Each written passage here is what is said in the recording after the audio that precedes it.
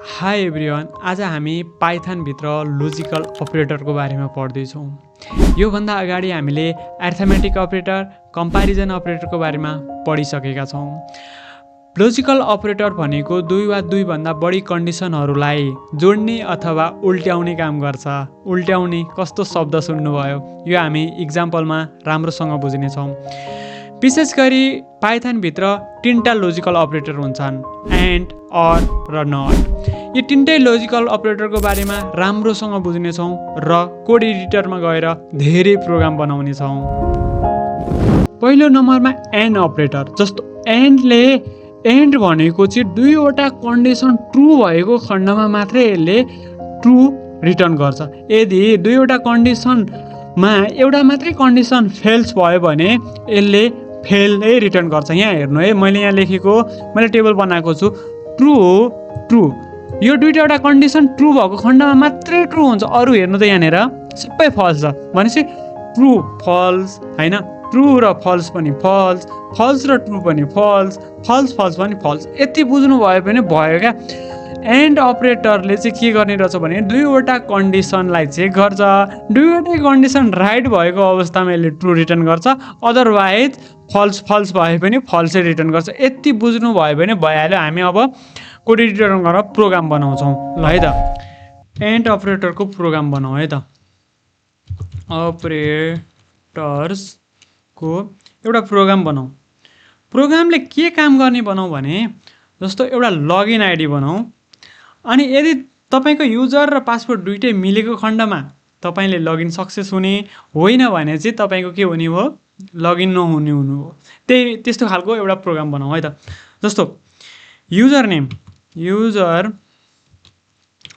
Name राखौँ। पहिला user नेममा के राखौँ भने बिमला। युजर नेम हामीले बिमला राख्यौँ। त्यसपछि पासवर्ड चाहियो। पासवर्ड नभइकन त कसरी लगइन हुन्छ र। पासवर्ड राखौँ। पासवर्डमा के राखौँ, 1 2 3 4। पासवर्ड 1 2 3 4 राख्यौँ। त्यसपछि अब हामी के गर्छौँ भने इफ स्टेटमेन्ट चलाउँछौँ। अनि त्यसपछि युजर नेम इक्वल कम्पेरिजन अपरेटरलाई यहाँ प्रयोग गऱ्यौँ है। यदि युजर र यो हामीले स्टोर गरेको के भने भ्यालु मिल्यो भने यो ट्रु भयो है, यो भ्यालु ट्रु भयो। एन्ड अब हामी एन्ड अपरेटर यहाँ राखौँ। त्यसपछि फेरि हामी पासपोर्टको कन्डिसन लेखौँ। पासपोर्ट इक्वल फेरि के गर्नु पऱ्यो, 1 2 3 4। यो दुइटै कन्डिसन राइट भयो। अब राइट भएको खण्डमा हामीले यहाँ के गर्नु पऱ्यो, प्रिन्ट गराउनु पऱ्यो। प्रिन्ट के हुनु पऱ्यो, लगइन। यहाँ हामीले स्ट्रिङ लेख्न छुटायौँ है। लगइन के गर्नु पऱ्यो, सक्सेसफुल हुनु पऱ्यो। होइन भने अब अर्को कन्डिसन पनि त लेख्नु पऱ्यो नि त। होइन भने एल्समा के प्रिन्ट हुनु पऱ्यो भने प्रिन्ट के हुनु पऱ्यो, इनभ्यालिड के भन्ने, user and password, user name अर लेखौँ पासवर्ड। ल यहाँ हेर्नु त। अब हामीले यहाँ बुझौँ, यो हामीले कम्पेरिजन अपरेटर पहिल्यै पढिसकेका छौँ। यसको बारेमा हामीलाई फेरि भनिरहनु परेन। यो दुइटा ट्रु भयो। त्यसपछि यो पनि हाम्रो त्यही हो, यो पनि ट्रु भयो। यसले हामीलाई अनि यो र यो पनि दुइटै ट्रु भएको खण्डमा, अघि हामीले के पढेका छौँ भने यदि एन्डमा दुइटै ट्रु भएको खण्डमा चाहिँ के हुन्छ, यसले यो प्रिन्ट गर्ने भयो, लगइन सक्सेस हुने भयो के। बुझ्नु भएन। यदि यो दुइटा प्रिन्ट नभएको खण्डमा यसले यो प्रिन्ट गराउँथ्यो क्या। अब अहिले हेरौँ त, अहिले हाम्रो लगइन सक्सेस हुन्छ। हेर्नु त, लगइन सक्सेस। यही कुरो, यति कुरो बुझ्नुभयो भने भयो क्या। दुईवटा कुरा चाहिँ यसले दुईवटै कुरा राइट हुनु पऱ्यो। यदि यो राइट नभएको अथवा यो राइट नभएको भए यसले चाहिँ यो प्रिन्ट गराउँथ्यो क्या। कुरो बुझ्नु भएन। एल्स प्रिन्ट हुन्थ्यो क्या, एल्सको कुरा प्रिन्ट हुन्थ्यो क्या। यति भएपछि तपाईँले अरू केही चाहिएन, यति बुझ्नुभयो भने भयो, अरू केही चाहिँदैन। यही नै कुरा हो है। अब हामी नेक्स्ट अब दोस्रो नम्बरमा हामी अर अपरेटरको बारेमा पढ्छौँ। अर अपरेटरको इक्जाम्पल यहाँ सुन्नुहोस् है। अर अपरेटरमा चाहिँ के हुन्छ भने दुईवटै फल्स भएको खण्डमा मात्रै यसको फल्स हुन्छ। यसको यति बुझ्ने हो। हाम्रो एन्डमा चाहिँ दुईवटा ट्रु भएको खण्डमा ट्रु हुन्थ्यो, अदरवाइज सबै फल्स हुन्थ्यो। यसमा चाहिँ दुईवटा फल्स भयो भने मात्रै फल्स हुन्छ, नत्र अरू सबै कन्डिसनमा ट्रु हुन्छ। यहाँ हेर्नु त, मैले यहाँ टेबल बनाएको छु। ट्रु ट्रु पनि ट्रु भयो होइन। त्यसपछि गएर ट्रु र फल्स पनि फल्स, ट्रु र फल्स पनि ट्रु नै भयो, अनि फल्स र ट्रु पनि ट्रु नै भयो। हेर्नु त, यति बुझ्नु भयो भने भइहाल्यो।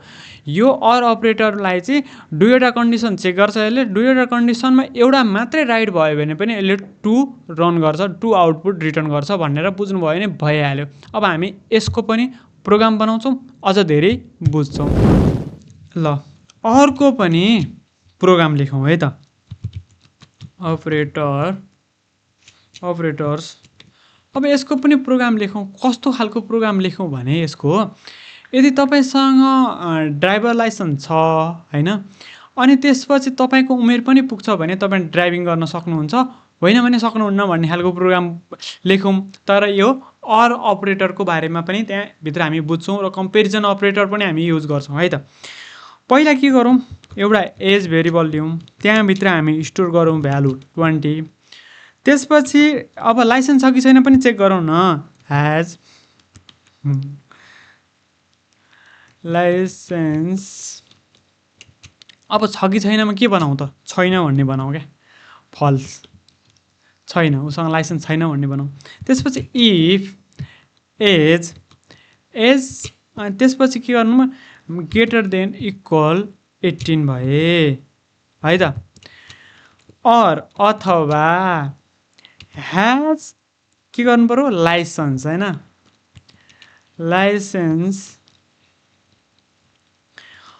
यस्तो अवस्थामा प्रिन्ट, अहिले हामी पहिला कोड लेखौँ त्यसपछि हामी मजाले बुझ्छौँ है। यस्तो अवस्थामा प्रिन्ट यु क्यान के गर्नु पर्यो, यु क्यान ड्राइभ होइन, ड्राइभ, यु क्यान ड्राइभ। अब यो दुईवटा कन्डिसनमा एउटा कन्डिसन मिल्दाखेरि पनि यु क्यान ड्राइभ हुनसक्छ, अथवा दुईटै कन्डिसन नमिलेको अवस्था पनि त हुनसक्छ नि। त्यसमा हामीले के गर्नु पर्यो, एल्समा के गर्नु पर्यो, प्रिन्ट। अब यहाँ पनि त गराउनु पर्यो नि त, print you can not drive है। अब बुझौँ हामी, अब के बुझौँ यहाँ भने, अब हामीलाई यहाँ लाइसेन्समा छैन भन्ने बनाएका छौँ है, हामीले फल्स लेखेका छौँ। अर्को काम भनेको एउटा ट्रु भयो भने रिटर्न के गराउने, ट्रु गराउने काम हो। हामी अघि पढिसकेका छौँ नि त। हो, यहाँनिर हेर्नु त, यो कुन राइट भयो, यो राइट भयो, यो कन्डिसन राइट भयो, ट्रु भयो है। त्यही भएर अब यहाँनिर चाहिँ हाम्रो आउटपुट के आउँछ, यो आउँछ क्या, यु क्यान ड्राइभ। लाइसेन्स त छैन भन्ने हामीले यहाँ बनाइसकेका छौँ, त्यही भएर यु क्यान ड्राइभ आउँछ। यहाँ हेर्नु त। अब यदि हामीले यहाँनिर चाहिँ हामीले लेस देन युज गरिदिएको भए, यतिखेर यु क्यान नट ड्राइभ, किनकि उमेर पुगेन नि त, उमेर पनि पुगेन, यहाँ पनि उसँग यहाँ पनि लाइसेन्स छैन, त्यसपछि यु क्यान नट ड्राइभ। यो बुझ्नुभयो, तपाईँले राम्रोसँग बुझ्नुभयो मलाई लाग्छ। अब हामी नेक्स्ट, आजको हामी लास्ट अपरेटर पढ्दैछौँ। यो नट अपरेटर हो। नट, अघि मैले सुरुमा भनेको थिएँ नि उल्टाउँछ भन्ने शब्द हो, त्यो उल्टाउँछ भन्ने शब्द यसैलाई युज गरेको हो मैले। यदि ट्रु भए फल्समा उल्टाउँछ र फल्स भए ट्रुमा उल्टाउँछ। नटको काम भनेको त्यही हो। हामीले कम्पेरिजन अपरेटरमा पढेका थियौँ नि एउटा नट इक्वल भनेर, हो सेम यस्तै, यसले चाहिँ नट इक्वल, यो मतलब यसले भ्यालुलाई उल्ट्याउने काम गर्छ। यति बुझ्नु भयो भने भयो। अब हामी यसको पनि प्रोग्राम बनाउँछौँ र अझै धेरै कुरा बुझ्नेछौँ। ल, हामी अब अन्तिम नट अपरेटरको बारेमा पनि पढौँ है त। अपरेटर्सको बारेमा पनि हामी पढौँ। यहाँ के गरौँ भने एउटा प्रोग्राम लेखौँ, इज लक इक्वल फल्स लेखौँ है। त्यसपछि इफ नट इज लक त्यसपछि प्रिन्ट गरौँ यसलाई, प्रिन्ट डोर ओपन। त्यसपछि हामी सेकेन्डमा जाउँ। अर्कोमा के गर्नु, यदि होइन भने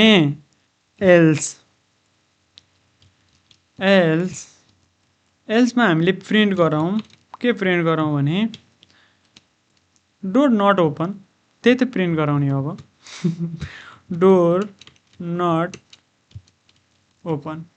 अब हामी बुझ्छौँ, अब एकदम डिटेलमा बुझ्छौँ। यहाँनिर इज लक, यो हामीले लक छ भन्ने बनायौँ है, त्यो लक छ, डोर लक छ भन्ने बनायौँ। त्यसपछि यहाँनिर आएर यो कन्डिसनमा के भयो भने यो नटले चाहिँ के गरायो भने डोर लक छैन भन्ने बनायो क्या।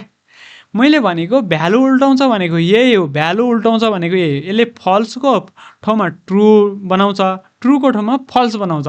यसले यहाँनिर हेर्नु त नटले गर्दाखेरि डोर ओपन छ भन्ने बनायो। अब हेर्नु है, यहाँ प्रिन्ट गर्दाखेरि डोर ओपन हुन्छ क्या, डोर ओपन भयो। यदि अब यो कन्डिसन चलाउनको लागि यहाँनिर हाम्रो फल्स भएको के ट्रु भएको भयो। ल हामी यहाँनिर ट्रु लेखौँ है त, ट्रु। अब यो कन्डिसनमा यहाँ हेर्नु है, डोर नट ओपन, हेर्नु त डोर नट ओपन। यति कुरा हो है, नटको काम भनेको यति बुझ्नुभयो भने भइहाल्यो, पछिसम्म हामी यही नै गरिरहन्छौँ है त। हस्, आज हामीले तिनटै लोजिकल अपरेटरको बारेमा पढ्यौँ, बुझ्यौँ। अब हामी नेक्स्ट लेसनमा नेक्स्ट कुरा पढ्छौँ। अहिलेसम्म तपाईँलाई कन्फ्युजन भइरहेको छ भने टेन्सन नगर्नुहोस्, कन्फ्युजन भइरहन्छ। तपाईँ जब दिनै पछिको इम्प्रुभमेन्ट तपाईँसँग रहन्छ तबसम्म तपाईँलाई कन्फ्युजनले केही गर्दैन। यो डिमोटिभेट गराउनको लागि धेरै कुराहरू आउँछन्, तर जुन मोटिभ लिएर तपाईँ स्टार्ट गर्नुभएको छ त्यो मोटिभ अन्तिमसम्म कायम राख्नुहोला। हस् त, नेक्स्ट लेसनमा फेरि भेट्नेछौँ।